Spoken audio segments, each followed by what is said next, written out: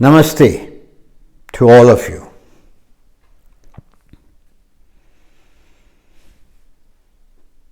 Earlier, I discussed about self-knowledge,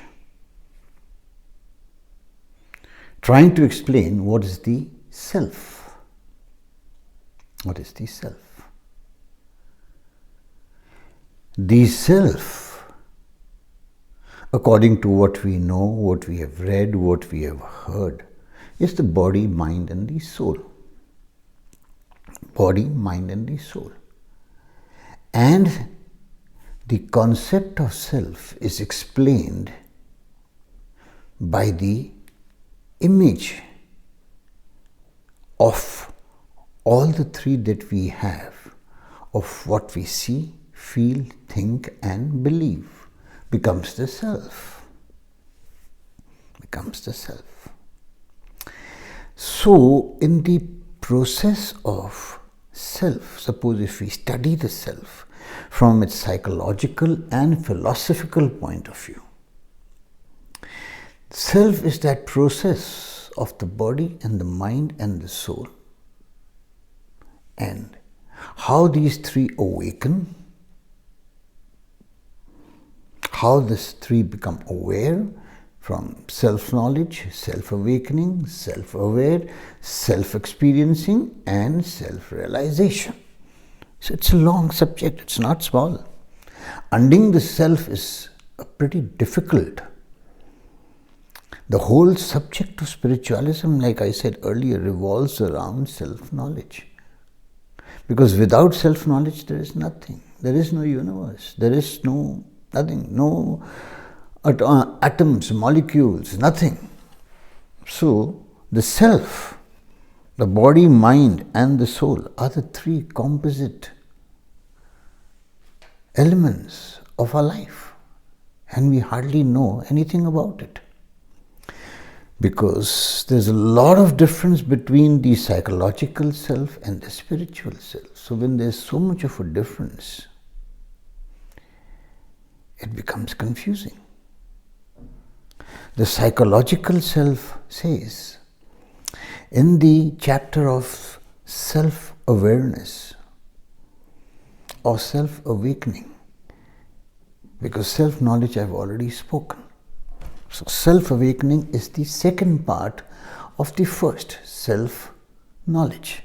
And in self-awareness, it comes as to how we focus and notice on our mind. That is the psychological aspect.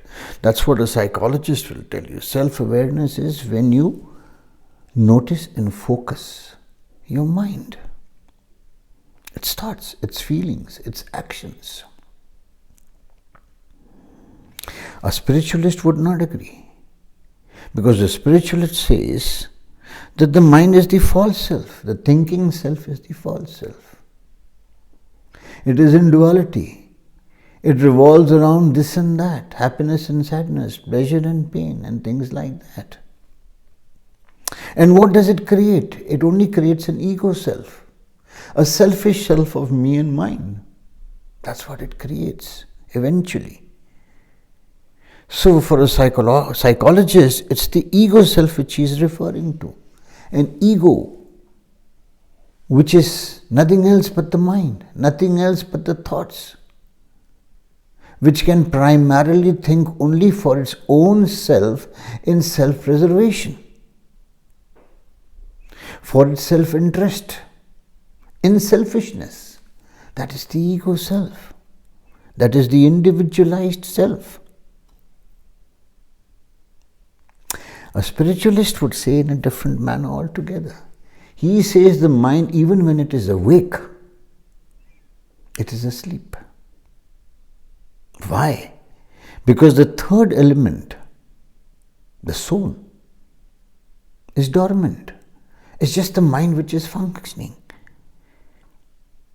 And over 98% it's functioning on auto mode.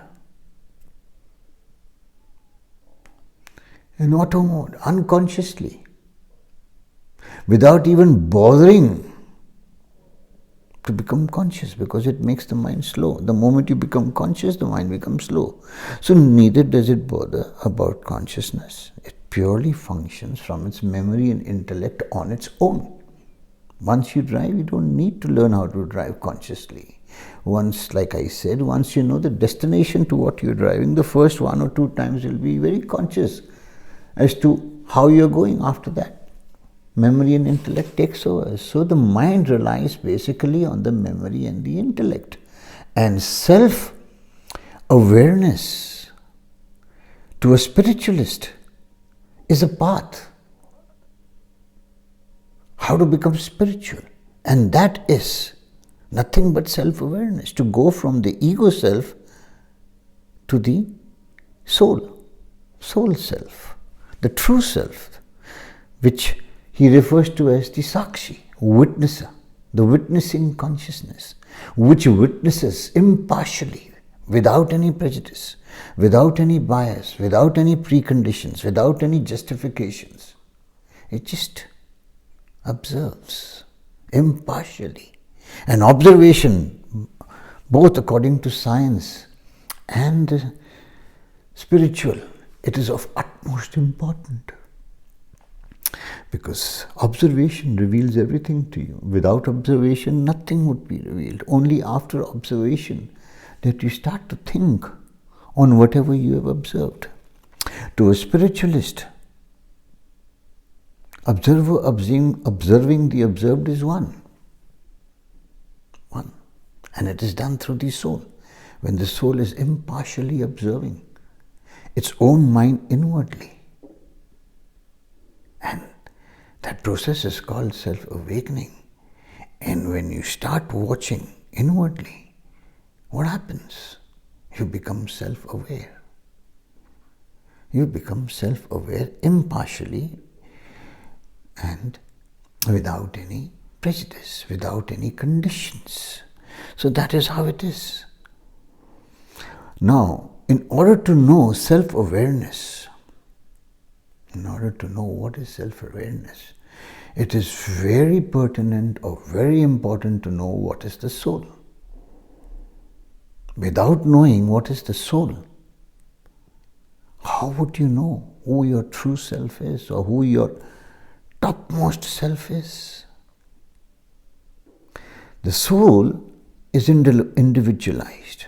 So, according to spiritualism, there is something higher than the soul, and that is the spirit. The spirit is the universal spirit, which has no me and mine, which has no name and gender. And its supreme ability is how to make the mind aware. How to make the mind aware. So, the soul contains the portion of the spirit, and we only get glimpses of it.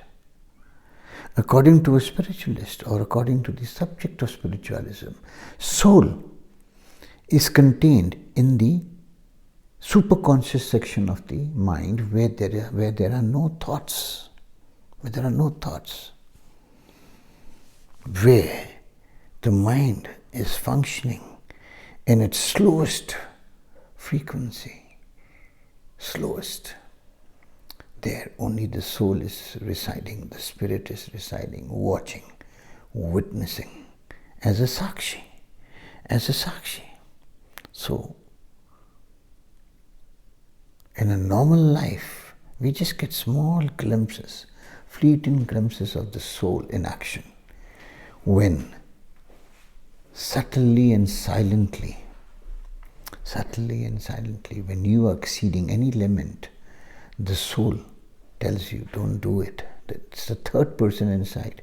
Don't do it. You're crossing your limit. Whether you're eating, drinking, whatever, anything in excess, there'll be a third person telling you from inside, don't do it. So you're getting fleeting glimpses. In spiritualism,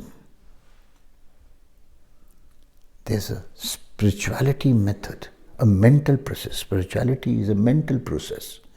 In the subject of spiritualism, meditation is a very important factor. There's a transcendental meditation and there are other types of meditation. So, in the meditation, What do spiritualists say? The first stage is of dharana, concentration. How to concentrate your mind to go towards the soul. Because if you do not concentrate, it will be working in a subconscious level, lower conscious level. So concentrate. The moment you concentrate, you become conscious. Then it says, dhyana, contemplate, introspect, self-observe your inner thoughts, become the witnesser of what you are in the highest level. Become that. Not who you are, what you are in the highest level. In soul consciousness. So self-awareness in actuality is soul consciousness, not ego consciousness, where you are contemplating, and the final stage is that of samadhi, when you integrate all body, mind and soul, and when there are no thoughts playing the drama, the leela, the maya of life, your mind becomes silent and you integrate all three as one, body, mind and soul as one. That is what is the process of how you become self-aware, how to discover your highest self, how to experience, and how to gradually realize, which will be the third part of my discourse as to what is self-realization. Now, this is self-awakening and self-awareness. So, in meditation, the highest form is meditative awareness. Meditative awareness from one moment to the next existentially. Existentially, meaning from constantly watching your inner self while doing everything, while your mind is working, while your body is functioning, and you are in meditative awareness, alert all the time of your inner thoughts as to in which direction it is flowing. Then you are checking and guiding your mind, and you have the controls in your own hands or in your own self, in your own soul. Otherwise, the mind takes over. And that is what is happening 99.99% of the time, that we are all puppets of our mind. We are slaves of our mind. Mind is dictating us, whereas it's our instrument to use, not to be used by it, like I've said many times. We are supposed to use that, and this is how it is going. So I remember once reading about what Mark Twain said. There are two important days in a man's life, man meaning man, woman. There are two important days in a man's life.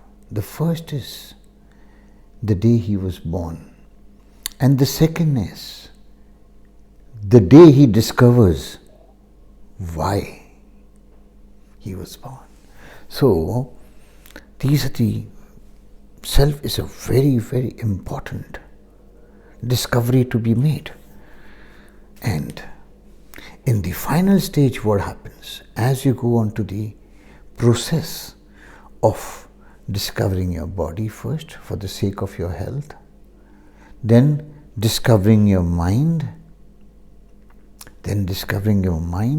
through self-awakening, meaning soul awakening, self-awareness, meaning soul becoming, creating more and more awareness in your mind, and the soul has awakened now to activate your mind, to check your mind, to guide your mind, and then finally you come to self-realization, and gradually you realize that in reality there is no self, because this body and mind is transient. It's transitory, it's temporary, it appears and disappears, and all that exists is energy, as said by quantum physics and by our spiritualists as Brahman. And in that Brahman, that Brahm is the supreme ability, Parabrahma, Paratma, Parameshwar, Purushottam, beyond of everything it means. So, self-realization, when you realize in the eternity of the universe, in the nothingness of the universe, in the shunyata of the universe, there is no actual self. Even the soul is individualized. It dissolves into the spirit, into the universal spirit.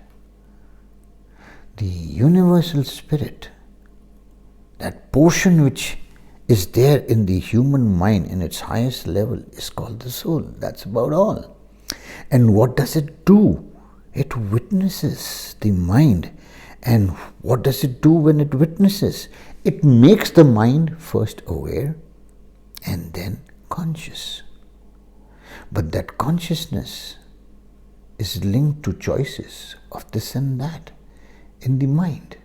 But in the soul, it is in its purest spirit, in its purest form, non-dual. So, self-realization is the next chapter when I'll try to explain to you that there is actually, in reality, in the ultimate reality, there is no self. Because for the body and mind, even reality is apparent, even reality is illusion, an optical illusion. It seems to be real, but it is not real because it's very temporary. Like all things are temporary in the eternal universe, in the nothingness of the universe.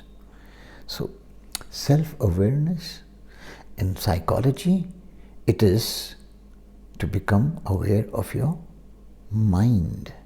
And self-awareness, according to spiritualism, is to become aware of your soul, its role, what it is all about.